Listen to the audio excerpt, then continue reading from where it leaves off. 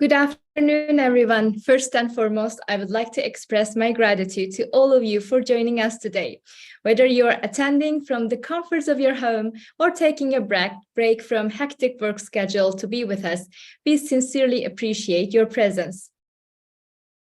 In my role at FIP, I serve as Educational Professional Development Manager. My primary responsibility is related to pharmacy and pharmaceutical sciences education work. Just a quick but important note before we move forward. This webinar is being recorded and you can catch it live on Facebook. So feel free to tune in if that's more convenient for you. If you'd like to revisit the insights shared today, the recording will be available on our website. That's fip.org. We encourage you to actively participate by asking questions. You can do this easily through the question box that's provided in the webinar platform. Your feedback is invaluable to us. Please share your thoughts and suggestions at webinars@fip.org. And lastly, if you find value in what FIP is doing, we invite you to become a part of our community by registering as a member. You can use this link on our slide, and if you would like to require more information, please feel free to ask by using the chat box. Thank you, and we hope you have a great time during the webinar. With that said, I would like to warmly welcome our speakers today. The webinar called the Interconnection between Acute Pain Management and Mental Wellbeing, sponsored by the Reckitt. In simple words, we are here to talk about how taking care of severe, sudden, as in acute pain, can also be connected to how we feel mentally and how our mental health can affect our experience of pain. It's a two-way street, and understanding this can help us look after our overall well-being better. Today, we have some amazing people with us who know a lot about this topic and are here to share their knowledge with us. We have, very briefly, I will introduce them. We have Beth Fowler, a specialist clinical pharmacist in psychiatry from the UK, whose insights will guide us to develop a deeper understanding of the interlinkages between psychiatry and acute pain management. Helen Lildell, who has been at the forefront of medicines management for over 25 years, and she will illuminate us today with her great background. And we have Alicia Pena-Bizama, a chartered psychologist from the UK, will help us delve deep into the psychological perspectives that govern acute pain and its influence on mental well-being and the strategies to cope with it. And lastly, but certainly not least, Dr. Aline Hajj, an associate professor at the Faculty of Pharmacy at Laval University in Canada, will help us understand the comprehensive role that pharmacists play in these situations. And I would like to take this opportunity to introduce my co-moderator, my colleague, dear Dr. Dalia Bajis, who is the FIP lead for provision and partnerships. Dalia, the floor is yours.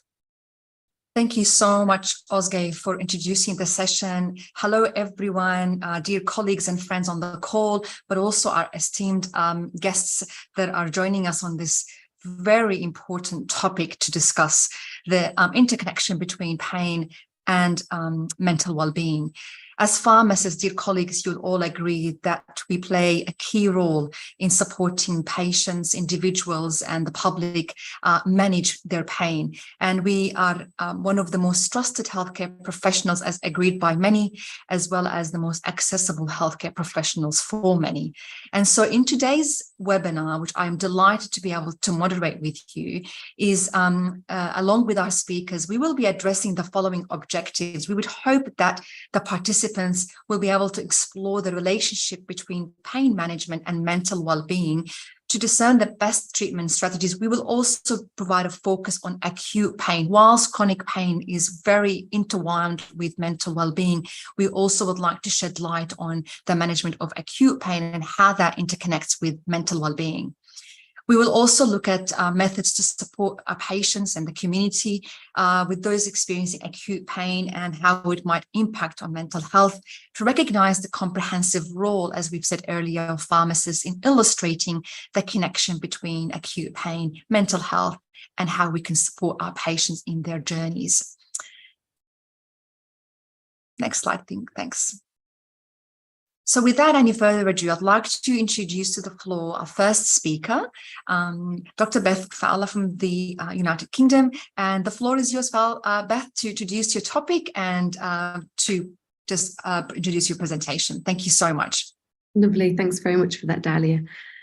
So it's a pleasure to be here. My name is Beth Fowler. I am a specialist clinical pharmacist in psychiatry. I live and work in the northeast of England. And my experience with the interconnection of pain management and mental well-being is actually a personal one. So I'm going to touch a little bit on that first. So I am living with dystonia. A few years ago, I was experiencing some acute stress in personal life and work life. And over the period of a few weeks, I noticed the rapid deterioration in my functioning, due to severe pain, muscle spasms, and along with lots of other sort of symptoms of a neurological movement disorder. So dystonia does have a genetic basis, and it does affect a few members of my family, but it didn't actually trigger in myself until stress was present. So what I found on my personal journey was that I tried lots of medications. I was rapidly titrated up on opioids, gabapentin, among other medications. And after a couple of months of optimizing the doses of these prescription medications, I found myself to be still in quite severe pain, and also with worsening anxiety and depression. And I saw the link for myself that my mental health was triggering my pain, and also my pain was triggering my mental health. So I decided to come off the medication, prescribed medication, and I tried alternative and integrative approaches. So that was my experience with pain. I still live with dystonia, but I don't take any prescribed medications currently. And I manage it with integrative methods, which I will talk a little bit about later on in my talk. So that was my experience, and so I'm honoured to be here to discuss this topic, and I'll hopefully shed some insight from my practice as well. So next slide, please. So as Dalia has already introduced, those are some of the learning objectives that we will be covering today. So looking at the interconnection between acute pain and mental well-being. So the relationship between acute pain management and mental well-being is intricate and it's multifaceted. So acute pain refers to the short-term pain, typically less than 3 months of duration, that arises suddenly. And acute pain and mental well-being do have a bi-directional relationship. So we know that acute pain can negatively impact mental well-being by causing anxiety and depression and sleep disturbances. And it's just to highlight that it's not just a psychological link. There is a biological basis to this too. And I'm not necessarily an expert in this area. There's people that have more expertise in this, the other speakers. But to highlight the biological basis, the region of the brain responsible for processing touch, which is the somatosensory cortex, communicates with the areas of the brain involved in the regulation of the stress response and emotions.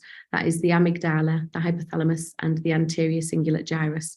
And it's this that generates the mental and physical experience of pain. The same parts of the brain also contribute to anxiety and depression. And we know that the anterior cingulate gyrus is the region of the brain which is involved in processing social pain, so unpleasant or negative emotions caused by social events or embarrassment. And that's, again, the same area of the brain that causes that we experience physical pain as well. So in some senses, it could be said that the brain can't even distinguish between emotional pain and physical pain. And also serotonin and norepinephrine neurotransmitters that are often our targets for antidepressants contribute to pain signaling and are obviously implicated in anxiety and depression. Next slide. So when I was first asked to do this talk, the first thing that came to mind was the biopsychosocial model of pain. So this was introduced in the 1970s by Dr. George Engel, who was a psychiatrist by background, and he introduced it for chronic pain. But looking at these factors, so the biological, the psychological, and the social factors, these are also important and applicable for mental well-being. The model was introduced as an alternative to the traditional biomedical model, which primarily focuses on the biological aspects of health and illness. And Dr. Engel challenged the view at the time of that was quite reductionist in approach, and emphasized that we need to be considering pain more holistically. And I think we can also apply that all to mental health. So if you've not seen the biopsychosocial model before, then I invite you all to reflect on your own practice. If we are implementing or addressing or even assessing for these different aspects that can all work on an individual basis to and contribute towards pain and adverse mental health. For some factors, for one individual may not be relevant, but for another, it may be quite substantial. And so this approach does often require a multidisciplinary approach, but it's definitely worth considering. Even though this was introduced for chronic pain, I still think it has some relevance for acute pain as well. So this, I suppose, is more my interest as a psychiatric pharmacist. And this is how might mental health challenges complicate pain management. So just looking back at the second learning objective to investigate methods of how to support our patients who have mental health challenges through pain management, I suppose the first thing that we might want to consider is what is complicating the picture. So first of all, we know that they may be experiencing a heightened pain perception. So actually their subjective experience of pain is more intense. Secondly, increased pain sensitivity. So this is the physiological and neurological aspects of pain processing. So for example, conditions that can amplify pain sensitivity like anxiety and depression. Looking at the reduced pain coping skills as well, or having an awareness that patients who are having mental health difficulties may have reduced pain coping skills. And I suppose that again highlights why psychological therapies are really helpful. And onto medication interactions. So one interesting interaction is fluoxetine and codeine. I've commonly seen this prescribed together. And fluoxetine being a CYP2D6 inhibitor in the liver actually reduces the effectiveness of codeine. So it's having that awareness that do we want to consider a different pain analgesia if it's interacting with their mental health medications. There are other meds as well, so not just fluoxetine, but duloxetine as well, which is also commonly used for pain and depression, and paroxetine as well, all reduce the effectiveness of codeine. Another interaction with medications is ibuprofen and lithium. So lithium and NSAIDs. NSAIDs increase the so non-steroidal anti-inflammatory drugs increase the risk of lithium toxicity and should be avoided. And another component that may complicate pain management in patients with mental health conditions is the reduced treatment adherence. So we know that people with mental health challenges may struggle to maintain taking regular pain medication, but also attending physical therapy sessions or other pain management recommendations may also be a little bit more challenging. And compounding factors, so this refers to mental health conditions come with their own set of symptoms that can impact on pain management. For example, changes in appetite, sleep disturbances and fatigue. And finally, to just mention the emotional impact. So we know that acute pain can exacerbate mental health. And so when we have a patient who has a diagnosis of depression or anxiety and they develop some acute pain, we should be having an awareness that they may need extra support with their mental health during that period.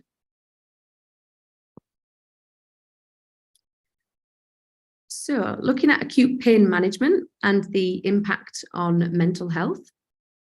So this is the WHO pain ladder. I'm sure everybody has seen this before, which basically is a stepwise approach, starting at 1, which is using non-opioids plus maybe paracetamol or ibuprofen, and stepping up to use mild opioids alongside paracetamol and ibuprofen or similar medications, and then stepping up to using strong opioids.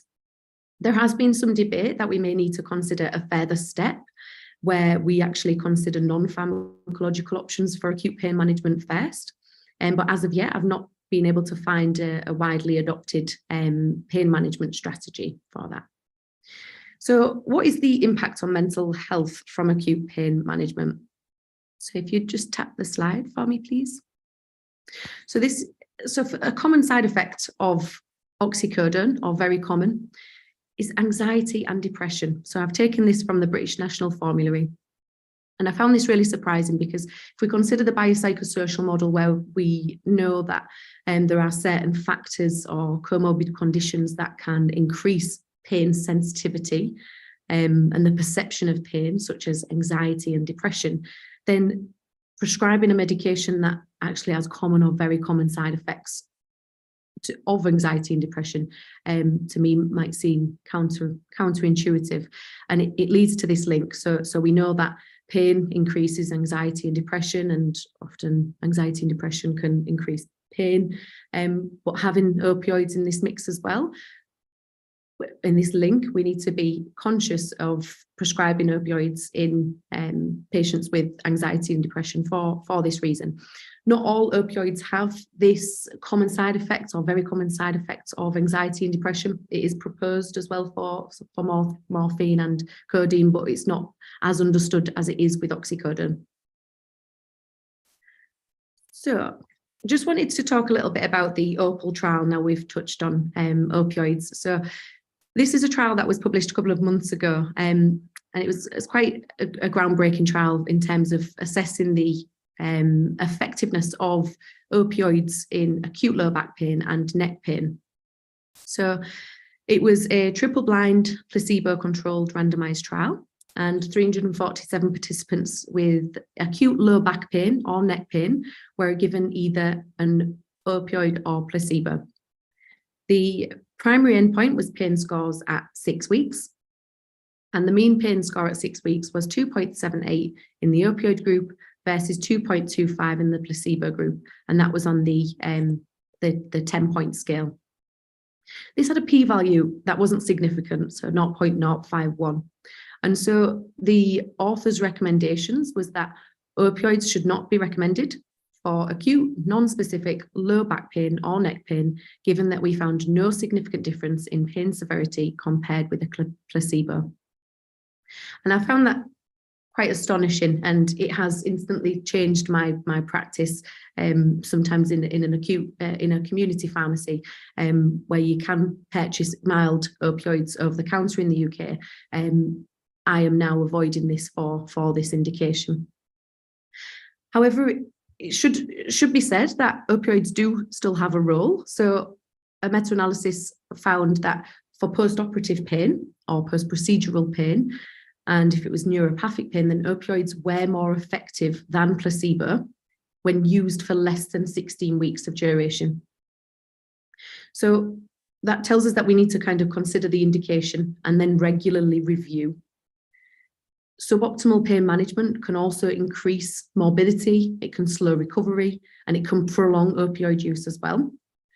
So I don't want to kind of be anti-opioid in the last two slides of what I've said, and must caveat that they do have a role, but it's just about us being regularly able to review them and being aware of the patients who may be more susceptible to opioid use disorder if they have comorbid conditions like anxiety and depression.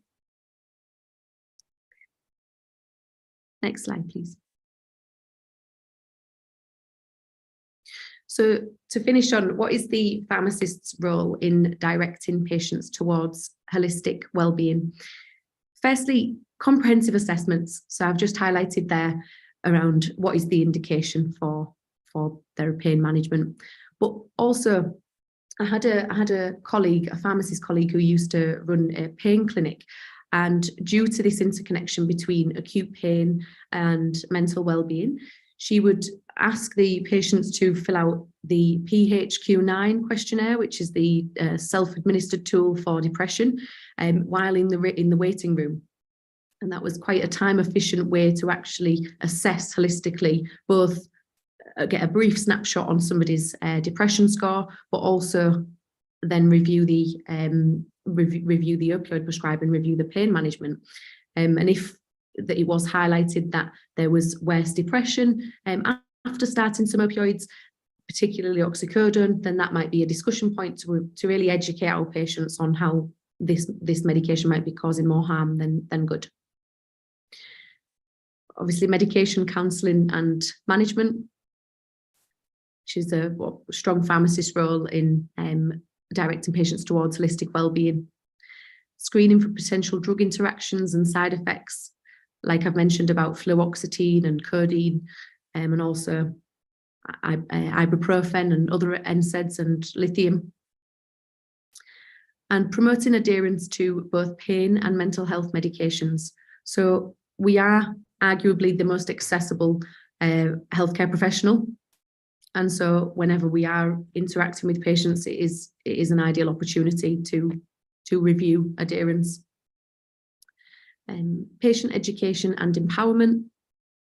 So we have a strong role in explaining the connection between acute pain management and mental well-being. So we need to help patients to understand themselves that their mental health can be exacerbating their pain, and also their pain can exacerbate their mental health.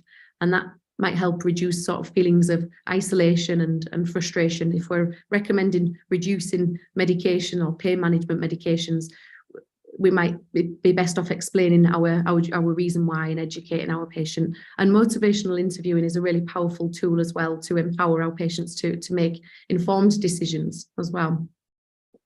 And finally, I'd like to finish on the pharmacist's role in directing patients towards holistic wellbeing in terms of providing an awareness of integrative approaches. So integrative approaches is about combining all healing methods or other healing methods alongside conventional treatment. So it's not that we need to stop conventional prescribed analgesia, but we might want to consider what might be helpful for this individual, what other treatment strategy might they want to explore. So, for example, acupuncture. Acupuncture is approved in the UK for chronic pain. However, it has some significant evidence for acute low back pain and neck pain. Also, massage therapy for musculoskeletal conditions. Obviously, pharmacists aren't experts in how to administer these medications. However, we can review the evidence and give patients these options. Mind-body practices. So we know that yoga and Tai Chi, meditation, all promote relaxation and stress reduction, which again, if we're considering acute pain and mental well-being as being interlinked, then by treating and addressing our mental health, we may be able to reduce our pain as well. And just regarding this image of this lady with as a yoga posture, she's also outside, and I don't know if anybody's heard of ecotherapy or green care, but that has also been shown to improve pain and stress levels. So it's about getting outside and being in nature to undertake different activities. Obviously, we know that for psychological therapies and talking therapies in groups as well, there's a brilliant book called The Community Cure that I would really highly recommend, which discusses this community support that we really need to encourage our patients to, and our practice as well. And then finally, nutrition and exercise. So we need to encourage patients to adopt healthy eating habits and engage in appropriate exercise. And this can positively impact both pain and mental health. We know that 95% of the body's serotonin is produced in the intestine. There's emerging evidence all of the time about the gut-brain axes. And so even though we're not experts in this area, we should identify patients who would benefit from a referral to a nutritionist and support the patients on that journey. So final slide, please.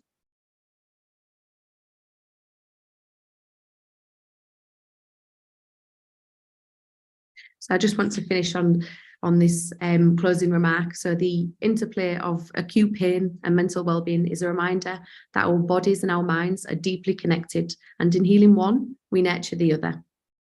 So thank you very much for listening today, and I'll just check the box if there is any questions. Thank you so much, Beth, for that really interesting presentation. And also thank you so much for presenting us with a lived experience of pain and also coming from a professional such as yourself, dealing with that. It struck me to kind of ask you an immediate question, and that is, being in the patient's shoes, how important was it to be dealing with the pharmacist, or kind of receiving that kind of integrative or holistic approach to dealing with your pain in this instant? And was there a role for the pharmacist in that, and how important was that for you? Thank you so much for enlightening us, if you can. Yeah, and thank you very much for your question, Dalia. Unfortunately, my experience of sort of how my care was managed wasn't wholly positive. And for example, for the 6-7 months that I did use a wheelchair and was prescribed lots of medications, I was never asked about my mental health. Yet I knew that that was such a driving force for my pain, for my mood, and I was stuck in a cycle. And so when I eventually healed through integrative approaches, I really valued, wow, a pharmacist's role can be really strong in this. We don't need to administer these treatments, but we need to have an awareness of them, of the alternatives to pharmaceuticals, and give our patients informed choices. So not all patients are going to want to try yoga. Not all patients will want to try acupuncture with needle phobias. But it's about us educating ourselves that there is a variety of approaches that can support acute pain management, and we can direct patients for that. I think that's really important, the fact that we can highlight the various roles that pharmacists can play in this area. You had a whole slide with different ways that pharmacists can intervene in a patient's care with pain. But I think I would save the next question about, what do you think are some of the barriers that actually stand in the way of pharmacists kind of fulfilling that role, capitalizing on that accessibility to be able to really address those issues with patients? So park that, Beth. Maybe we'll bring it to the panel discussion. Some of the barriers perhaps that can stand in the way of pharmacists really fulfilling their role. We're excited about having Alicia as our third speaker today, who will touch upon some of the ways in which we can support people with pain and the issues around mental health. She's a chartered psychologist, so she'll be the next follow speaker. So thank you so much, Beth. I think we'll proceed to the next speaker. Thanks a million, so that we can also join each other for the panel discussion to be right on time. Thank you so much. I'm delighted to introduce our next speaker. Welcome to the session, Helen, and the floor is yours to unpack the effect of pain on mental well-being. Thank you and welcome. Hello, and thank you very much for inviting me to speak on this session. I'm delighted to be here. Just a little bit about my background. I have been head of medicines management in the NHS in England for a long time, and I've been running teams of pharmacists who've been supporting GPs largely in their practice, but also community pharmacists to make better pathways of care around all medicines. More recently, I have been involved in a community pain service, and this is where I've got particularly more interested in the area of pain. I'm actually the clinical pharmacist to a national program called Connect Health, and they run a number of community pain services. So I have been dealing with face-to-face with people who have been referred into me via their GP, also I think from the hospital, to deal with their pain management. So it's given me a much broader insight and a fascination in the topic, which I think is really, really interesting. I'm also the joint chair of the United Kingdom Clinical Pharmacy Association pain group. So I've got a number of roles now. I'm becoming a bit more of a specialist in pain, building on my kind of more general portfolio career. Can I have the next slide, please? Okay, so I was going to divide my talk into kind of three main areas. The first one is to talk about the effect of mental state on pain, and Beth has started that journey, and I'm going to talk about how those two interplay with each other. Then I want to talk about the effect of pain medicines themselves on mental health and well-being. And again, we've talked about, and I'll build a little bit on what Beth's been saying about what we know about the medicines we use commonly in managing pain and acute pain on the mental well-being of individuals and the other way around. And then lastly, I'm hoping to give you some practical implications and practical resources and tools to help you in your practice, and that you might want to use some signposting as to how you can use those in your practice. So those are going to be the three areas I'm going to cover. Next slide, please. So let's talk about why we experience pain, because I think this is really important in understanding it. Pain is the body's alarm system. It's our protection system. It's a really important part of our lives. It stops us from doing something that is dangerous to ourselves. And we've all experienced it, haven't we? Where we've come across pain, acute pain, because something has happened. We've fallen over, we've had an accident, we've touched a hot plate or something like that. And the body's alarm system goes into play and stops us from presenting ourselves to that situation again, and also protects the area of damage so that it gives it a chance to heal. But it's not as straightforward as we first thought, and it's very interesting to understand this alarm system. The alarm system is internal, it's quite complicated, and it's not just a question of, oh, here's danger, here's alarm. There's a process that's going on in our bodies unconsciously about predicting what's harmful for us, then processing what we think is harmful for us, and then protecting us. So it comes into three areas: predicting pain, processing it, and then protecting the body. Happens instantly, we don't think about it, but that's the body's alarm system. Next slide, please. And the interesting thing, particularly for me, is what happens when that alarm system goes slightly awry. And that's when our acute pain that we're concerned with today can turn into persistent pain. These are broad categories, but acute pain is generally something that's with under 3 months duration, whereas persistent or chronic pain, and interestingly, those words being used interchangeably. I prefer the word persistent pain, but there are a lot of documents that still refer to chronic pain. Terms can be used synonymously.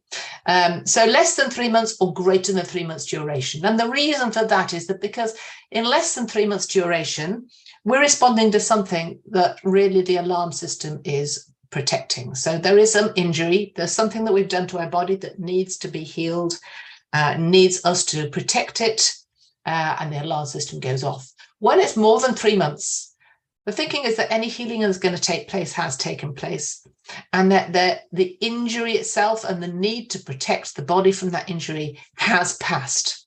And it is a common condition that often arising from acute pain, we move into persistent pain.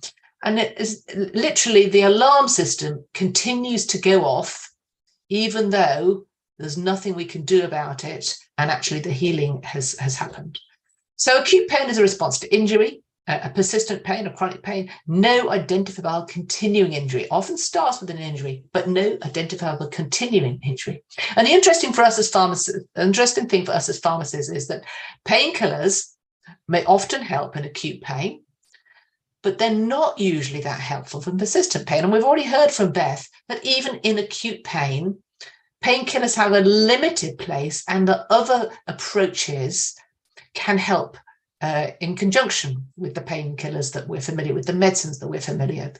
What we do know is that they're really not very helpful in long-term pain. And even in back pain, we heard with Beth that the trial that she mentioned, the Opal trial, showed that even in back pain, our regular painkillers are not particularly helpful. So we know these things are interplayed, and there's a complex interplay between what is happening in terms of our alarm system and the use of painkillers and medicines. So really in acute pain, the alarm system is usually helpful. In persistent pain, it is overprotective, an overactive alarm system. And as I say, injury healing injury healing and pain should resolve. In acute pain, we can wait for the healing and pain to resolve because it's acute. Whereas actually in persistent pain, we need a different approach because the alarm system is going on over and above what is needed in our bodies. We have ways of retraining that alarm system. And this is actually key to recovering from pain when it goes on for longer than 3 months. Next slide, please. So this is just a diagram. And I think it's really a real revelation that our view of how pain works and the science of pain has massively changed in the last 10 to 15 years. The old view is that pain was experienced somewhere in the body, and it would run through a nervous system to the brain where you would experience it, i.e. it was a sensory system.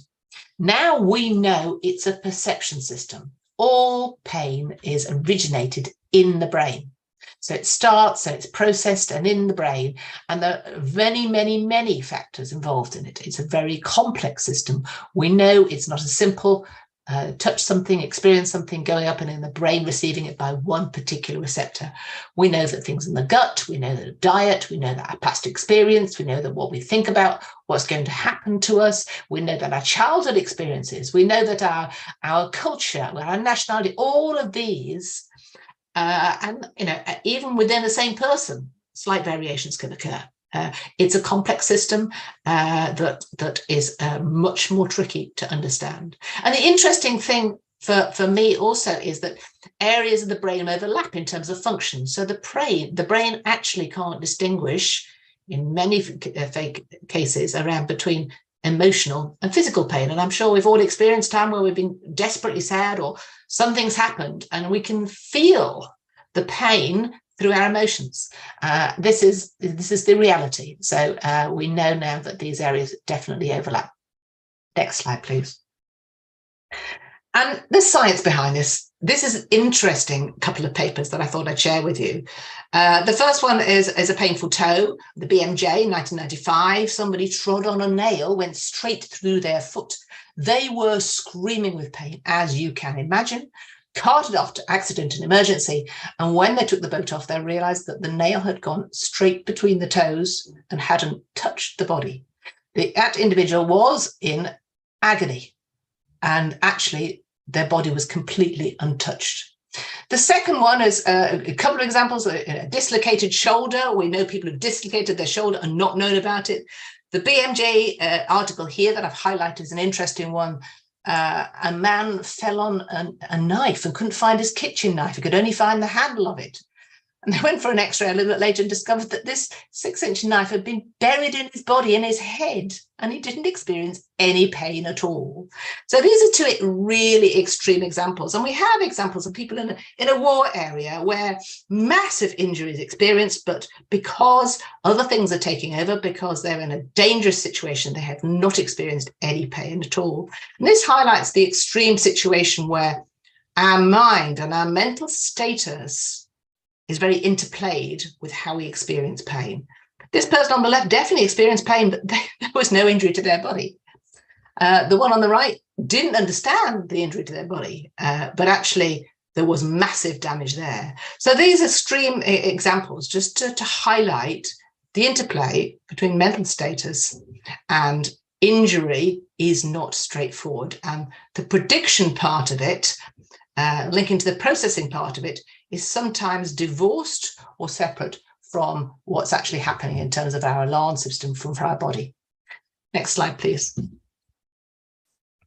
So really this highlights the effect of mental being on well-being on pain, that it's complex. Actually, we know that everything matters in pain. And this is really important, whether it's acute pain or chronic pain. We know everything matters in pain. And people's experience of pain is very individualistic. This is the problem with pain compared to other clinical conditions that we might be managing as pharmacists, because there are markers, there are hard things that we can measure to understand where people's condition is black or white, or whether something has happened or not. Whereas pain, it's all about the individual's experience.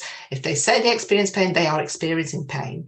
And actually, it depends on many things. And you can add in here mental health status. You can add in here previous experiences. You can add in here many, many things. So the point is that if you want to tackle and treat the pain, the threshold, you can actually approach it from all these different areas, including diet, including sleep, including support from their friends and family and social activity, including interests, including mindfulness, including undertaking activity and physical exercise. All these will have effect on the pain threshold. Built together, we can hopefully lower that below the pain threshold, particularly in persistent pain. Next slide, please. We've been through this and we know the pain ladder, and Beth has talked us through it, and it works reasonably well in acute pain. We know it doesn't work so well in persistent pain, but even in acute pain, as we understand more about the body's system and how our gut and our mental status links with pain, we realize the limited place that these medicines have. The interesting thing, of course, is that most patients come into a pharmacy, want something for the pain, they want a medication to sort the pain out. And that's when we need to make a judgment between what sort of pain it is and how the benefits of these might help versus the harms, and what else we can do to support them in their pain that might complement it or be better than giving medicines. Next slide, please. And of course, we know that pain medicines often don't work, but this is UK data, but we know we prescribe an awful lot of them. And these are drugs that have a dependency, we call them dependency-forming medicines, the opiates, the gabapentinoids, and the benzodiazepines as well. This data is national data. We can't distinguish what they're being used for, but we know that the majority, a lot of these will be taken for acute pain and chronic pain. And the bottom line is that we are still giving an awful lot of these pain medicines out and going to medication as our first protocol as managing pain patients. Next slide, please. And these are some leaflets which highlight the effect of all these medicines on our mental well-being. And I think Beth said how surprised she was when she read that some of the pains that the medicines have, dizziness, lethargy, poor thinking, depression, anxiety, altered mood as a side effect of the medication we're using. And we know that, and that's, again, counterintuitive. If these are some of the things that we'll be using it for, they're also adverse effects to the medication.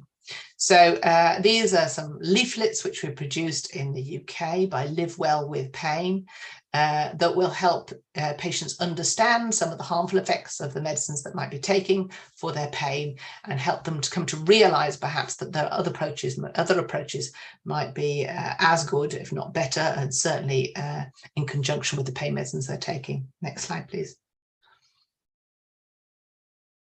So our patient-focused care, when we get somebody coming and rocking up with pain, we need to understand a bit more about the pain, but we also need to really aim to balance the quality and the quantity of life for that pain.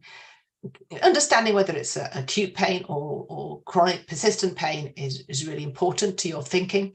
Understanding whether it's neuropathic pain or whether it's nociceptive pain in terms of injury or of the nerves or injury of the physical body might help us decide what drugs to use. But we do know that higher doses of opiates are definitely usually the harms outweigh the benefits. Now, in the UK, that cutoff is about 120 milligrams of morphine equivalents. In other countries, that varies in terms of the level at which they would start alarm bells ringing, but and start to consider that the harms are greater than the benefits for some of these stronger painkillers. But even with non-steroidals, we know they're harmful drugs. They cause gut irritation, they can cause renal problems, they can cause heart problems. So making sure that we balance any medication that we give for patients with the harms that can occur in terms of adverse drug events, but also the potential harms in terms of dependency-forming medicines for the future, because they might find, for example, an opiate codeine or something stronger beneficial now, but we need to be mindful that if the pain persists, then the pain is only going to get worse, and the benefit of the medication will be reduced over time due to tachyphylaxis. So they'll need to either take more medication or it will cease to work altogether, and the harmful effects of the drugs will continue. So we need to make that balance and make sure that whatever we're doing is at the patient's individualistic circumstances, and that everybody comes in with a different story of pain. It's not a generic area. Everybody's story, everybody's condition, and the length of time, the area it's on, the kind of pain is very different for different individuals. Next slide, please. The interesting thing, and I just want to introduce you to the idea of neuroplasticity, and this is now a science, this is a known science. And when you think about it, it makes sense. Neuroplasticity is the ability of our nervous system to change over time due to the training we do to it. And it's a reason why we can learn to do new things. If you start to learn to play the piano, for example, it's all very hard to start with. I really learn to drive. Nobody can do that instantly. We start to link the nervous systems together so that we learn to do something automatic. That's useful in learning a new skill, but it doesn't happen overnight. It takes several weeks, sometimes several months, to do things on automatic pilot. In pain, we can think about both in terms of how that works in terms of the pain that we're experiencing, the pain that people are experiencing over time, so that that's why perhaps we have an overactive alarm system, because nerves that fire together, wire together. So if they're firing together, if you're getting pain and you're getting experienced over a length of time, then perhaps the damage will be resolved, but actually the pain continues. But it gives us hope as well for the future, because you can retrain your nervous system to reduce the acceptability and the experience of pain by retraining the nerves, if you like. And we can do this by increasing interest in other areas, by mindfulness, by acupuncture, by observing our diet, by taking an interest in other areas, by understanding that actually it's one of a complex area, a complex system of interplay between mental and physical health. And that actually we can give people hope to recover from chronic pain. Not that you don't have any pain at all, but actually you can manage your life. So concentrating on how bad a pain is sometimes not helpful when there's no protections needed, when it's no longer serving a useful purpose for your alarm system. But it can be useful in terms of helping to move forward and to recover your life for people who have been experiencing serious pain for a long time. Next slide, please. So in people who have a long-term pain, we need to understand that the pain journey is a long process, and that actually, acceptance, self-care, pacing, setting goals, understanding non-pharmacological approaches and being patient are all important parts of recovering from pain rather than just leaping to harmful pain medicines. Next slide, please. So I'm going to just share some of the tools that I've used often with people. I've used the pain cycle. If people have a lot of pain over a lot of time, you can get, if you get the time to discuss this with them, then you can highlight the areas of the patient's story that is relevant to them and help focus on those aspects of the life that they can change. And perhaps get them to think about 3 things they can actively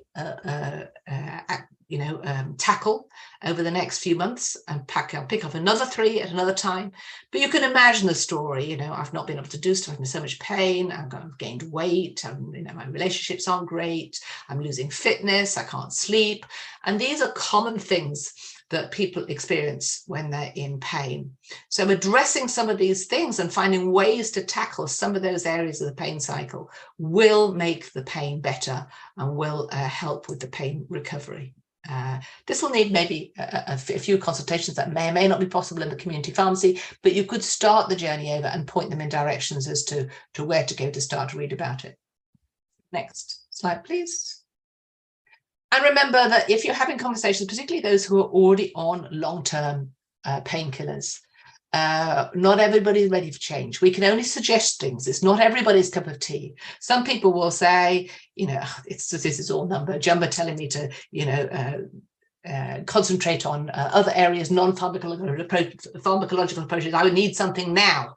But actually, if we get the message that some of the pain medicines that we've been using traditionally to manage pain are not effective and actually quite harmful, certainly now and definitely in the future for that individual, then if we all have enough of those conversations, then people will start to perhaps move on the journey of the stages of behavior change. This is a model that's built through smoking cessation and other areas, but people who are not ready to listen, people who might be ready to listen and could read stuff up and start to think about it, and then people who might want to prepare and do and actually maintain having a different approach to managing their pain.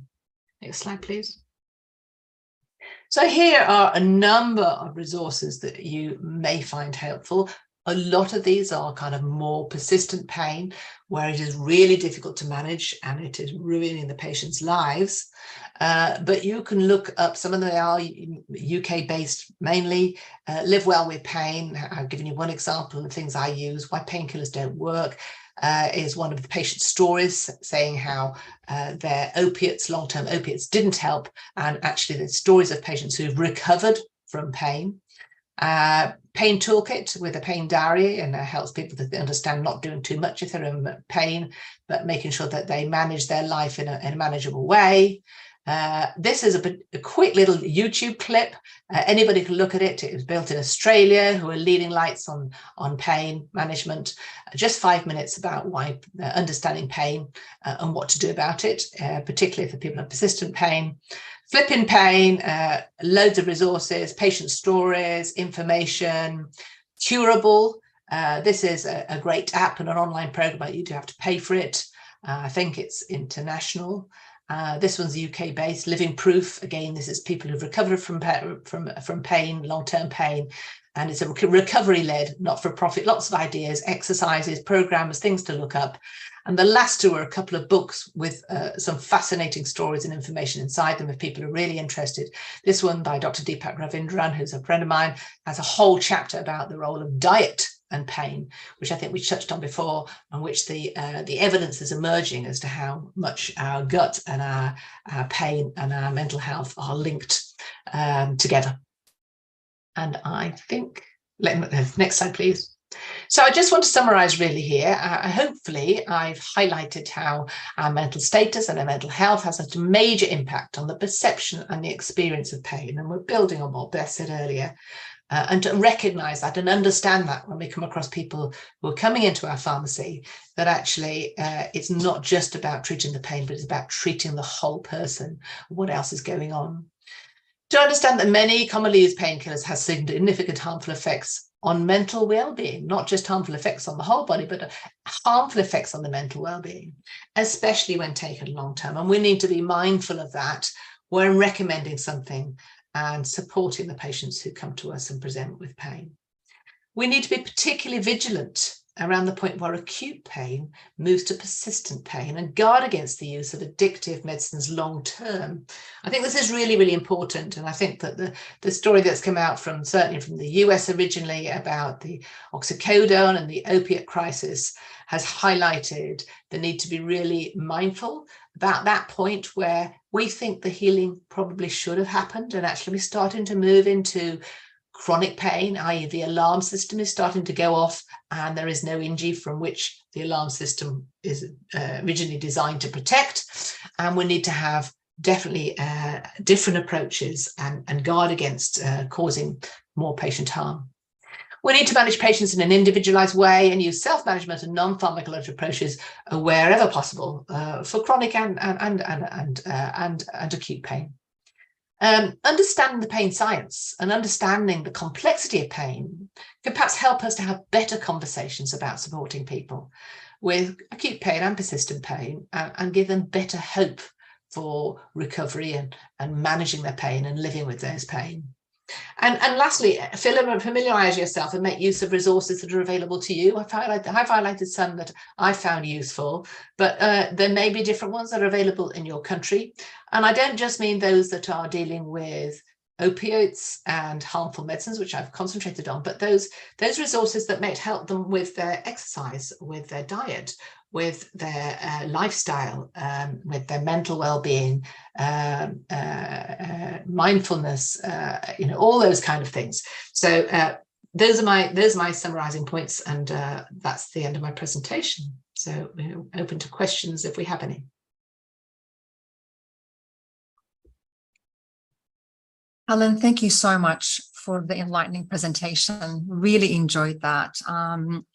You really touched on very important concepts, particularly in relation to the individualistic approach to dealing with patients with pain, neuroplasticity, the importance of the change behavior model. And I have one question, if I may, immediately for you, and that is, from your experience from practice and looking at the stages of behavior change model, does it take people longer or shorter period of time to move from one stage to the next across the spectrum? I mean, is it easy for people to move from one stage to the next sort of at the beginning than at the end when it's from action to maintenance, or vice versa? Just from your experience, or it really varies, as you said, on the individual and many factors? I think it really, really varies hugely. And some people, when you start to give them some information about the different approaches to managing pain, are very receptive, and they don't want to take medicines at all, and they will move quite quickly through those processes and be very motivated. But it depends on the motivation of the individual. Often maintenance is a tricky phase because people will have relapses. Particularly persistent pain, it comes and it goes, and you have good days and you have bad days, but it is a learning process. Some people will never get off the first rung, and they don't recognize that there is anything other than medication to sort their pain out.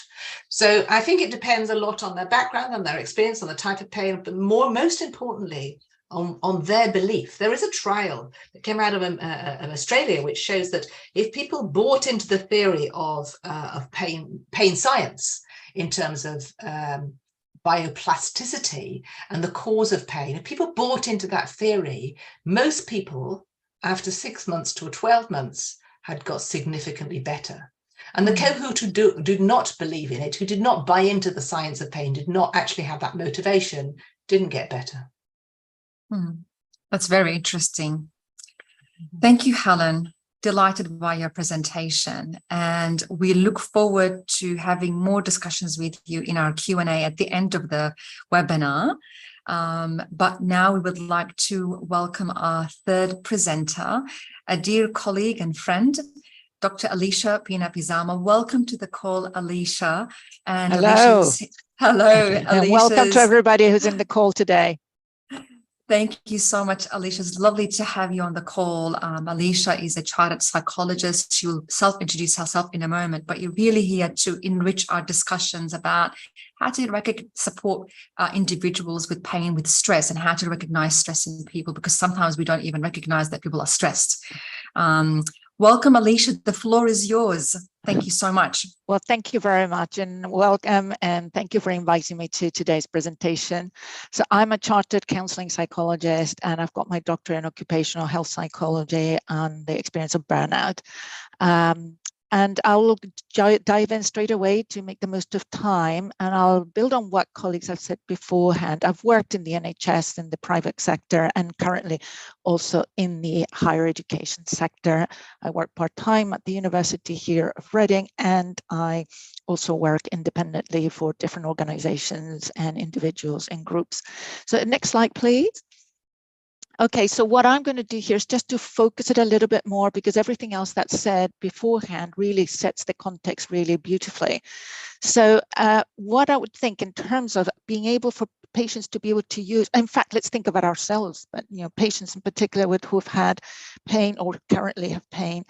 It all depends a lot on individual beliefs about what do they believe about the medical system, what do they believe about medications, whether there's any other medication available and not being offered it because of cost, etc., or country that I'm at, etc. So what can affect pain? And I'm only going to mention a few. Colleagues have mentioned others. But if the pain, it really depends on people's experience of pain, not just whether it's acute or chronic, but also their previous experience of pain and whether it has been traumatic or not. Also the context, whether individuals have physical conditions that are recognized, like I've had an operation and it's clear that that was very painful, there has been surgery, or is it like AME or chronic fatigue syndrome with lots of pain but not physically visible, and the presentation is quite varied between people. It's not easily recognizable.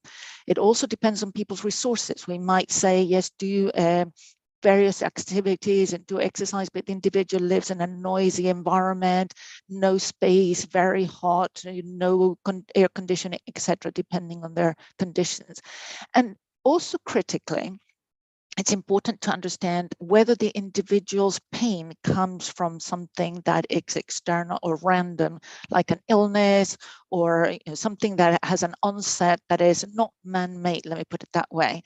Or is it something that is as a result of a work accident or somebody else as a result of violence, or we have currently these terrible scenarios of earthquakes and people may have severe injuries and then end up with back pain, all sorts of pain, and how the individual attributes the source or who they blame for their pain will have significant impact on their engagement. And talking about what Helen was saying on the behavior change and whether people are willing to explore other options will have a lot to do with their understanding of what's the source of their pain. And the other would be the services available. Do they have access to resources, how quickly they can see somebody, how responsive is the service? So I'll focus on understanding the psychological impact of pain on well-being. So previously, colleagues are mentioning how the mental health aspect impacts accessing and acceptance or benefits of medication. So really it's a cyclical process, iterative process, both and impacts significantly. And we as individuals can make a difference. Certainly in my clinical work, I work with other colleagues, which is why it's important to collaborate with health professionals to have a multi approach to dealing with the pain. So that's how we can support people who are experiencing pain. So next slide, please. So let's think about the individual's context. So is the type of pain, how do they interpret this? Is it due to disease, due to an operation? And as I was saying, whether it's accident at work, I may blame the organization, less likely to engage in treatment, or more likely to feel incredibly stressed and feeling that it's unfair. The thought and the belief system about unfairness, about how quickly the response is there, or the expectation that things should be a certain way and they're not. Whether the pain is sudden, it's acute, expected or not expected, if the cause is known or unknown, whether it's gradual, it's chronic, or whether there is any potential, what's the plan ahead? Do they have any sense that this is going to ease? The particular aspects of pain is that when we experience pain, it feels like it's here, it's intense, it's now, it's forever. So it's very hard to believe that this pain is going to ease, unless it's something conscribed and we have the experience of seeing somebody who'd had an operation and then that eased, but somebody was left with sequelae, etc. And so they were not expecting that. So what is known, what is expected? How do they understand this situation? The other is cultural differences. Around the world and even within different families, there are very different beliefs about how one ought to respond to pain and how do we deal with it. Some will talk about having the stiff upper lip and being quite contained, very private, thinking that they have to keep it quiet. So it may be hard to see it, taking your point, Dalia, about how to identify symptoms. People may think they just have to put up with it. That is a sign of strength, or a sign that they see everybody so busy, don't want to bother anybody else. So exploring people's understanding, the belief system is really important. How they view pain, whether I should have it, I shouldn't have it. Is it because of age? Is it that is a child will scream, I've never had the experience before. Maybe it's an older person and has several other conditions. So this is one more that they have to deal with. So the age will have an impact. Gender will also have an impact in terms of socialization. How do we deal with this? What are our expectations? Do we compare the pain with previous trauma or with previous experiences of pain? Is this more or less?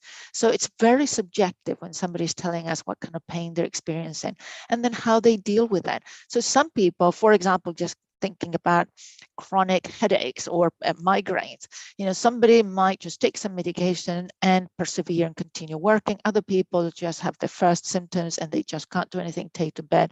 Some people believe in not taking any medication at all whatsoever and wait until the last minute, which then the medication may not be as effective as if it had been taken at the very beginning of the symptoms.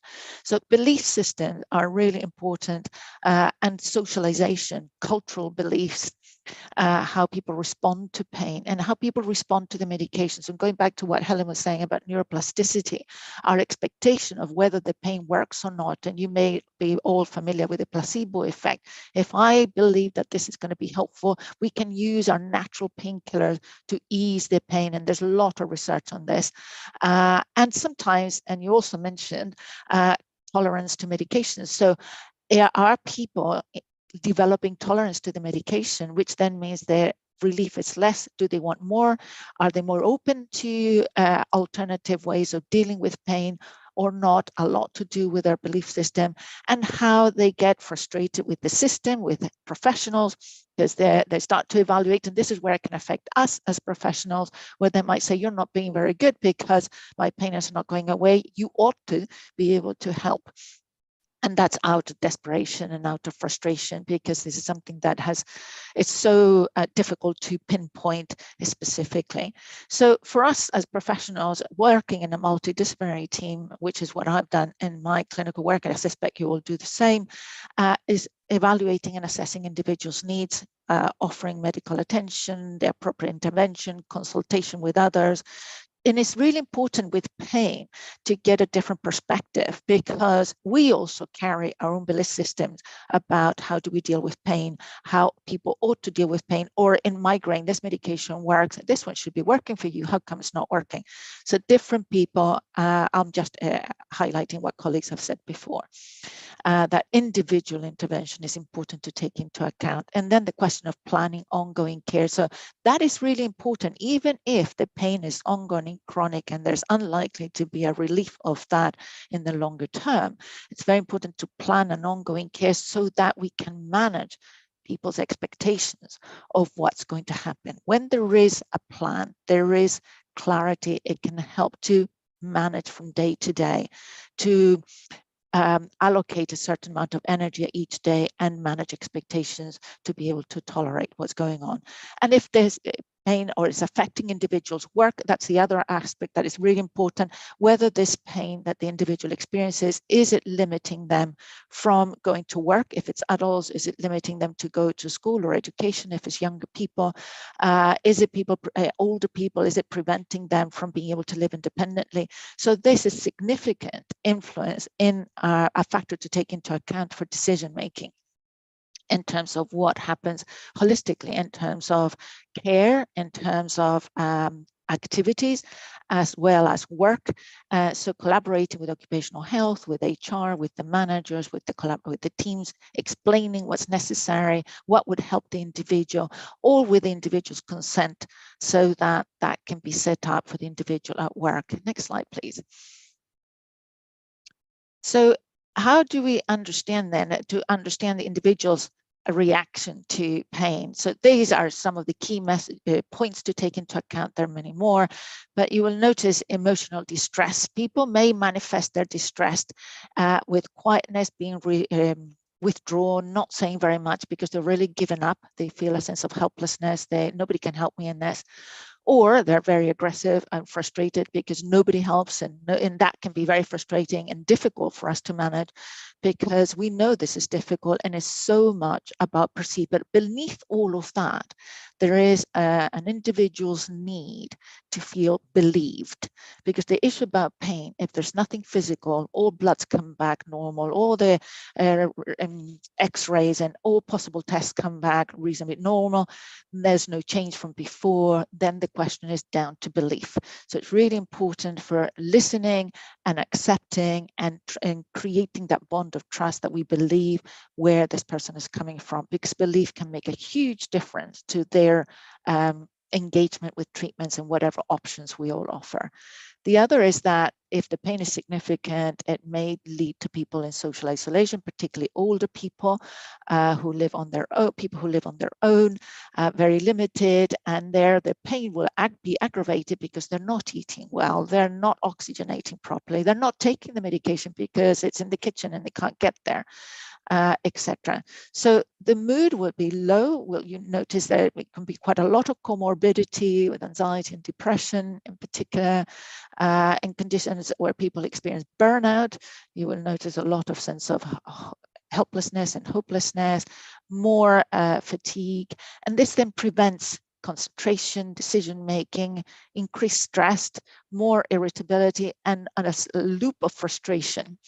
And it may be for some very hard to seek support because they've learned that every system they say, no, there's nothing we can do. So they've learned helplessness, so they don't access it, or they feel embarrassed that here I am again asking for this help and what are they going to help? And we all, in general, people want to have a sense of being able to be independent, and pain limits them to do that. So there are lots to consider. So key message here is to explore the story, as has been said before, and viewing it that we need to establish trust so that we can get to the story and that we can get that acceptance to be able to move on to the next opportunity. Because when the muscles relax, stress can aggravate pain significantly. So if muscles relax, if they are more open to accepting and that somebody's understanding, will go a long way. Next slide, please. So how can we support individuals in pain? I'll make this quite generic. We all can do active listening, both people around them, their carers, because you may have people asking you, what can we do to help the person in their family that they're worried about? And there's open questions to try to get to the story without judgment, because everybody has a different belief system about how we should, or what works for me doesn't work for others. So the context where people are and how other people react will also have an impact on how people manifest and present, or how they present their pain and how they seek resources and support. So it's acknowledging and understanding their experience, respecting their boundaries, because some people don't want to go to places, don't want to go out no matter how much it's said, come on, let's go out, let's distract. They don't want to do that. possibly because they've lost hope, because they actually need that quiet time and they feel that other people don't understand. So maintaining contact, establishing, sending an email, making a phone call, short visit, that having connections, even if the person doesn't respond, having that expectation that people will be consistent in their presentation is important. So really being patient, as also mentioned before, because pain is unpredictable. Even chronic pain will change over time, but still be uncomfortable depending on the limitations individuals have. And asking what would be helpful, and often collaborating with the person with practical offers, like cooking a meal or watching a film or doing something useful that can help in the practical way, can ease tension and develop that sense of trust. Next slide, please. So how can we help as professionals? Again, active listening, understanding the range of emotional reactions the individual may present. That does not mean that we are not good professionals. It's just that this is particularly challenging to deal with, and to not judge, because no matter how helpful we are for that person, whatever space they are, if they're very anxious, they're very afraid, they're worried about their life and their future, and what's the point, they might say, it can be very frustrating, but not to underestimate how valuable it is to be listened to being believed, to being given the space to talk about what's happening to them, acknowledging their difficulties and discussing treatment, respecting their choices, their belief system, and understanding where they come from with their choices, and collaborating multi-professional, because we all need a lot of different perspectives on this to support individuals. And then fundamentally to take care of ourselves, because this is challenging, this is demanding, it's ongoing, and especially if we are having a very busy day, you are having a very busy day, it can be more difficult to think creatively to present a different option for the person, and debriefing with colleagues to get support. That's really important. Next slide, please. And thank you for listening. So if there are any questions next, I mean, that's a quick whiz through psychological aspects of pain and how people may experience it. Alicia, thank you so much. It's always a pleasure listening to your insights and expertise and knowledge. Honestly, it's always lovely having you. Do we have you for a few more minutes for the panel for later on? Yes. Amazing. So what we'll do is we'll spare those questions for our Q&A at the end for our panel discussion. And this is your references slide. That's fine. Thank you so much. And what we'll do now is we'll move straight to our wonderful and fourth speaker, actually, for the day, Dr. Aline Hajj from Canada. Welcome, Aline, to self-introduce and run with your presentation. Looking forward to listening to you. Thank you so much. Thank you so much for the presentation, and thank you so much for having me. So just a quick overview of my personal statement. So I'm a pharmacist with a PhD in pharmacology from the St. Joseph University of Beirut and Paris Descartes University in Paris, in France. I'm currently an associate professor at the Faculty of Pharmacy at Laval University, and I have like 16 years of experience in pharmacology, clinical pharmacy, and pharmacogenomics. I'm also a researcher at the Quebec Oncology, at the CHU de Quebec Oncology Center Access, and member of Inspect LB. And my main research and what I'll be talking about today a little bit is how we can optimize and improve pharmaceutical care to patients in a context of acute pain or pain, and to know how we can manage pain in a context of having other related symptoms such as anxiety, depression, cognitive dysfunctioning, sleep disorders, and so on. So it would be my pleasure to start my presentation today and to talk about the pharmacist's role in acute pain management and mental well-being, and to give you the excellent strategy that we can have as pharmacists in order to manage correctly pain. So what I will be doing is share my presentation. So as you can see, I will start with a brief citation of Albert Schweitzer, that is someone who worked a lot with pain and with patients. So he said that whoever is spared personal pain must feel himself called to help in diminishing the pain of others. So I get this is a good citation because it allows us to reflect about pain and to reflect a little bit about on what would be our role as pharmacists to help patients in relieving their pain and managing their pain. So that's why at the end of the presentation, I guess participants will be able to explore the already mentioned relationship between acute pain management and mental well-being, and to help them have strategies of thinking to support patients with acute pain and whose acute pain is exacerbated by mental health challenges. And of course, to be able to understand this comprehensive role they can have in enhancing pain management within the context of mental health issues, and to direct them towards a holistic well-being. So what I will be doing, I will have a quick overview about pain and the burden of acute pain especially, and the challenges of adequate pain management plan. Then I will go through the different strategies that are highlighted in 3 different parts, involving understanding and assessment of pain, the improvement and identification of mental health symptoms, and then how we can enhance pain management within the context of mental health issues. And of course, I will conclude with what I think would be the golden strategy is education, whether for us or for others. So we go through all these. So starting with the first introduction related to the burden of acute pain and the challenges, I would like you to have, we have a quick interactive participation from you. So I need you just to scan this QR code if you please, or you can go to the wooklab.com and then enter the event code in here. So once you do that, I would like you to ask a question. So once you have this QR code, I would really like you to have to reply to this question. As a pharmacist, what is the first thing that comes to your mind when you think about pain and mental well-being? I would like you to have 1 to 2 words just to describe it. So I will go back to this QR code and give you like 10 seconds to scan it again, please. And we will see what pharmacists would think about when we talk about acute pain or acute pain and mental health well-being. I would like to know what are your thoughts about that.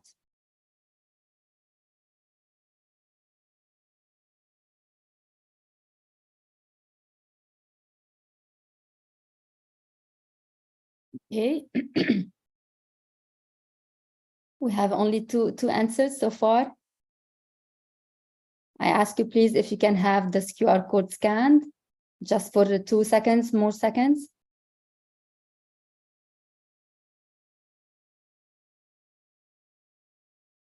Okay, so as you can see in here, we have like several things that can go when we think about pain and mental well-being. So we have hidden factors, exactly. We have some problems. We have different patients that might feel something. We have the mind and body that are interconnected. We have this interlinked thing. We have irritability, of course, yes. We have a problem. So you see the problem is at the heart of this interconnection. So why I did that? Because I needed to know what were the perspectives of the patients related to the pharmacists related to that. And just to highlight a little bit with what was, of course, they had much more time to reflect about it, but this is an illustration about collecting public comments when we discuss about pain and acute pain. And as you can see in here, we have different things that appeared related to the clinical maybe settings of having acute pain, such as headache, migraine, back pain, surgery, the types of pain, neuropathic pain, and migraine, of course. And then we have this stigma in here, we have the quality of life, and we have all other related issues, including depression, anxiety, mental health disorders, and of course, we have like, unfortunately, we might have suicide. So you see, it is important to know that when we say and we discuss pain, it is not only like cited as pain, it is cited with pain and different impact that would have this interaction with the mental well-being. So that takes us to say that indeed pain has a detrimental impact on the quality of life of our patient, and they are often associated with mood disorders. And unfortunately, with all the medication that are actually we having as pharmacists, pain management remains unsatisfactory. That causes daily challenges in decision-making, functionality, that would make also some difficulties in adherence to treatment, reduced quality of life and functional autonomy, and of course, that would have more burden and increased cost on the healthcare system. So should we talk more about pain or about pain syndrome? Because not only pain is an emotional experience, as it has already been said by my colleagues, but as you understand at the end of this webinar, you understood that pain is not isolated. Pain is interrelated with other symptoms, including anxiety, depression, fatigue, cognitive impairment, sleep disturbances. And this missing P in pain management that has been highlighted in the European Congress of Psychiatry in 2018, they said that this missing P is for psychiatry, talking about opioid addiction when you are talking about not managing correctly pain. So do we have to talk about pain or pain syndrome? And what are the challenges of pain management in pharmacists and how we can overcome them? So if you have to overcome them, we have to think like to have a macro view of the situation. So we have to look as well about the development goals, whether the WHO Sustainable Development Goals. So as you know, we have the goal number 3 that is related to good health and well-being. So as you can see, well-being is strictly correlated with the good health. So we have, as pharmacists, the role to achieve equality essential healthcare services and to allow the patient to access to safe, effective, and affordable essential medicines in order to have this good health and the well-being. And I'd like to look as well at the FIP development goals and the key role of the pharmacist in that. So as you can know, and as you can see, since we are as pharmacists medicine experts, so we have to know how to work together to be able to have a patient-centered care, taking into account the efficacy, but also the safety of the patient, and to have the best impact and the best outcome for the patients to improve their quality of life. So you see, we have a key role as pharmacists in implementing pain management strategies. But how we can do that? So we need to have a strategic thinking of pain management. And I'm delighted to be the last one to talk today, because we already have seen with my colleagues everything that is related to this connection between pain and mental health. So how we can have the strategic thinking? To have a good strategic thinking, we have to identify gaps, the challenges, and the opportunities. So we have to do what we call the SWOT analysis, if I can say. So we have to define the challenges and then define the strategies to overcome these challenges. So first of all, it would be the limitation in pain assessment. So what can we do as pharmacists? We have to improve the understanding and the assessment of acute pain. Then, as we said, we have associated symptoms that can be, for example, depression, anxiety, and so on. And you have a lack of evaluation. So the second strategy would be to improve the identification of mental health symptoms and to take into account the pain syndrome instead of just talking about pain. And finally, since we are the medication expert, we know that you have a variability in response to treatment, whether in efficacy or in adverse events in substance use disorders. So our third strategy to have a full role in managing pain would be to improve the pharmacological pain management, but in the context of mental health issues. So starting with the first strategy, that would be to improve the understanding and assessment of pain.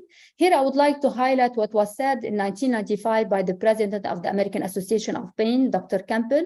And he said that, unfortunately, maybe we're not managing correctly pain because we're not understanding and assessing pain correctly. And he said that in order to help a patient get the best approach, we have to consider pain as what we call the fifth vital sign. You know, when you go to the doctor or to the ER to check for anything, they will take your temperature, your blood pressure, and so on. So he said if pain was assessed in the same way that other vital signs were assessed, we would have much more chance to get it treated properly. So he said that quality care means that pain is measured, and quality care means that pain is treated. So we need to assess and to help our patient to understand what is the type of pain that they're having and to assess this pain. And not only this, that goes back to 1995, but even if we look at the definition of pain that has the updated definition of pain that has been published in 2020 by the International Association for the Study of Pain, we are not only defining pain as the unpleasant sensory and emotional experience that is a known definition of pain, but they included different other types of pain, highlighting that pain is a personal experience that could be influenced by varying degrees of biological, psychological, and social factors, as it has been already discussed by my colleagues. And even if it serves as an adaptive role, it might have adverse effects on function and social and psychological well-being. So even the definition highlights this interaction between pain and well-being. So Beth as well talked about this biopsychosocial model of pain management. So I'm not going through details. However, I just would like to highlight the importance when we talk about the biological factors to identify the type of pain the patient is feeling, because the type of medication correlated to that is not the same. So we have to identify whether are we talking about nociceptive pain, about migraine, about low back pain, neuropathic pain, visceral pain, and so on. Is it the same thing? Is it different? What can we understand about patient's pain? Then we will talk about these psychological factors, including stress, trauma, and so on. And then even the social factors, I would like to highlight two important points. The first one is the economic factor that would affect maybe the access to treatment, to access to care by patients who are not being able to have enough resources to get to understand their pain or to have the management of pain, and the stigma. This is important to talk about stigma, because sometimes in cultural we have cultural differences, and some patients cannot talk about their pain because they fear the stigma related to pain. So when we talk about improving identification of mental health symptoms, I will highlight maybe the results of what I had during my different studies, because I had different research projects in several clinical acute pain settings, including post-operative pain, acute cancer pain, low back pain, and migraine pain. And the main conclusions I can say related to my work is that all our patients suffered from several concomitant symptoms, including anxiety, depression, sleep disturbances, cognitive dysfunctioning, and fatigue. And all of these patients, when we had like tools, and these are validated tools to evaluate the impact on daily functioning and quality of life, all of them had this interaction of mental health issues with pain that are impacting their daily functioning, personal, family, professional, and social. They had difficulties in decision-making, and they had reduced quality of life and functional autonomy. So if we resume or we summarize a little bit what we had in our studies and what is already published in clinical studies in different pain settings. So we already know that you have this link between mood disorders and acute pain. It is significant. We have this bidirectional relationship between them, because one of them would be a risk factor for the other one. We know that, for example, depression and anxiety are associated with the increased perception of pain severity and prolonged duration that would increase as well mood dysregulation. Sometimes pain can be presented as a sole complaint in depressed patients, and we had the experience of that. Some patients had depression and they had like that low back pain, and we did not find any organic cause of that. But when he was treated for depression, he did not feel pain anymore. So it is important to understand this relationship between both of them. And then anxiety, fear, stress are all mediators and cause the pathway between pain and disability. So to be able to understand and to prove this identification, we have to understand this model of pain management. So we have to understand the interaction, and we have to ask our patients about these symptoms to better identify them and better discuss their burden on the patient. So we have to have what we call the multimodal approach to pain management. So what is this multimodal approach on pain management? That's a good overview that summarizes as well medication, but all other approaches that can be implemented in a patient, as it was discussed by my colleagues as well. And as you can see in here, we have to have more than one option. Medication is one of the other options. Does not mean as pharmacists we just have to look at medication, but we have to enhance our advices to patients to go and look for this multidisciplinary approach for pain management, and then and for helping them reduce pain severity and improve their overall quality of life. So if you look at these different sections that we can have in medication and then how we can integrate all these together, first of all, we have to be able to identify risk factors and to have what we call the risk stratification. So based on the patient history, family history, and other biopsychological factors, we will be able to assess patient whether on his, we have to deliberate with him, we have to discuss, and then we have to stratify them in low, medium, and high risk of having pain, of having mental disturbances, and of having maybe as well what we call the risk for substance use disorders. So we have to determine the appropriate treatment depending on his risk stratification, and to emphasize, of course, the safe opioid stewardship.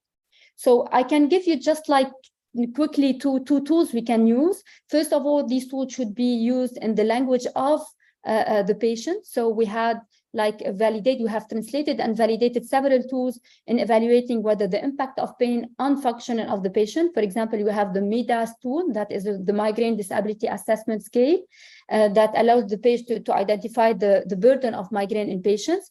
And as well, we have the opioid use disorder scale that was also used, and we translated it and validated it in Lebanese population to be able to correlate it with sleep and mood disorders, and you have significant correlation between all of them. So we have this risk assessment. Once we have this risk assessment, we then have to identify stigma, and that's why what my colleague just said previously now, that you have to be good listeners, because you have to identify what are the barriers to access to care. So we have to be good listeners, we have to be compassionate, we have to have empathy, to have this patient-centered approach, and we have to address the challenges that are associated with the stigma of living with pain and mental health issues. So we have to tell the patient, it is okay to seek for help, it's okay to get medical advice and treatment, and I can refer you, and this is the most important part. I'm not here to evaluate pain and to give them everything that is related to mental symptoms and pain, but we can refer them to the medical team I trust, to explain to this medical team, and then do the correlation between them. So it is important to address the stigma and to acknowledge the role of the pharmacist at the core of this shared decision making. But at the beginning of this webinar, discussed that each patient would have a different approach. Some would need maybe some treatment with yoga, with other things. Other would need physical therapy. Some would need self-management or Tai Chi and so on. So each patient would have his own maybe management plan. However, as pharmacists, we have to be at the core of this shared decision and to explain more to the patient about their medication and how they can improve not only their adherence to treatment as medical treatment, but also to treatment as a whole treatment. So I will end up with what I will call the golden strategy, that is education, because we all need education, whether the public education, whether the patient education, whether as provider educate for the education, and as well we have to make some changes for the policymakers, for the laws, regulations, and education at the academic level.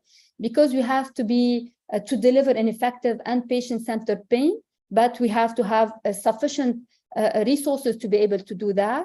We have to know how to promote the appropriate use of medication to reduce the risk associated with the prescription of opioids.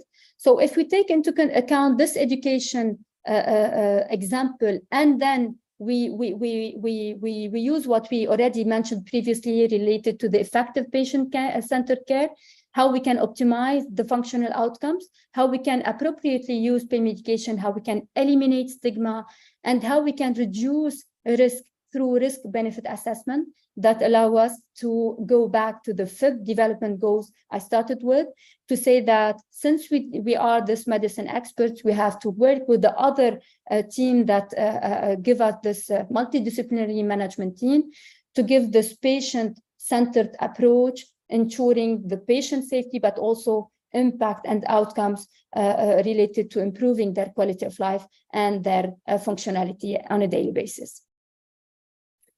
Thank you so much.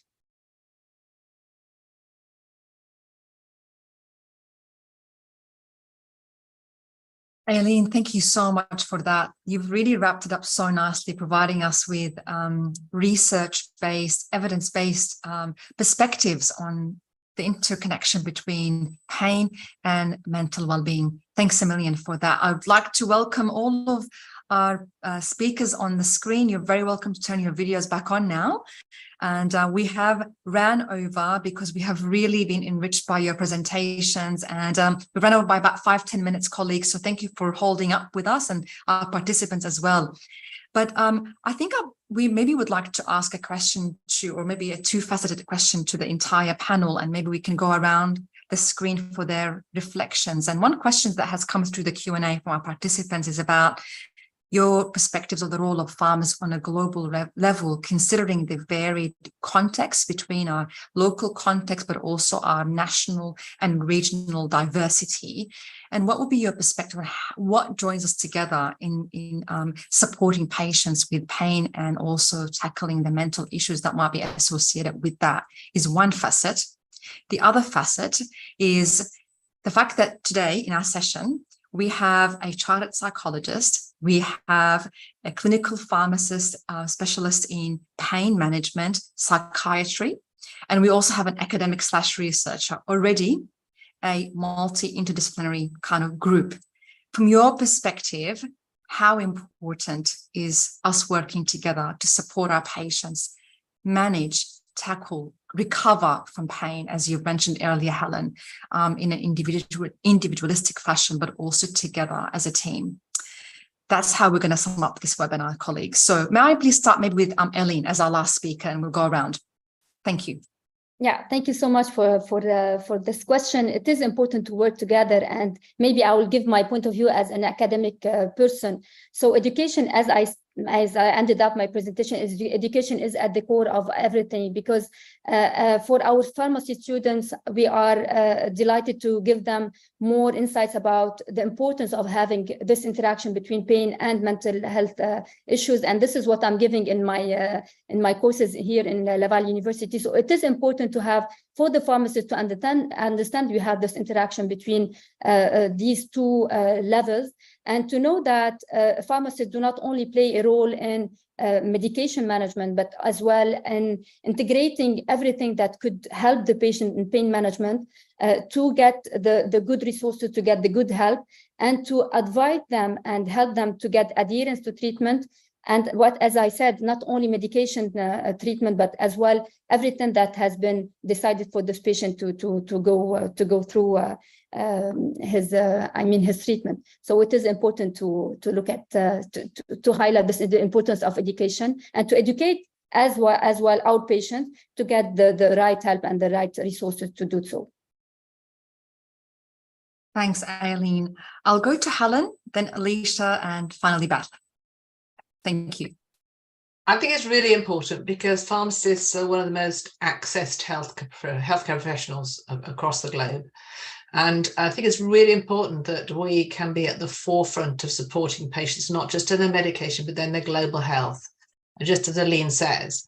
And I think that particularly in pain management, there's a lot of misunderstanding. The science of pain and the understanding of pain has changed dramatically. And I think it's really important that we are not only consistent amongst ourselves, but also can be seen to lead in the way and providing the right support and the right messages. So this kind of forum for bringing people together and having some of those core common understandings as being the first person that people contact in our country for healthcare issues, I think is very important. I will second what Aline and Helen have said. You know, it is about multidisciplinary. We've got to be together in this. We all are people to start with, and we're working with people. So it's really keeping in mind that we're working with people who happen to have pain, and that we have empathy with them because we experience pain to some degree. But it's a question of, even though I may understand about migraines or I may understand about back pain, I don't know what it's like for the other person. So that is very important to share experiences, to educate ourselves, taking Aline's point, educating ourselves, educating the population, educating everybody. So this is a collective effort. It's not an individual thing that, oh, it's for the pharmacist or it's for the doctor. This is about working with people so people can restore their sense of agency. Because even though, and we talk about the question of well-being, people can have pain and have a reasonable sense of well-being, provided that they feel that they are doing what they can for it and that they have the support and they can ask questions. So we can support well-being while still experiencing pain. And it's managing that, is giving hope, and we can all do that collectively.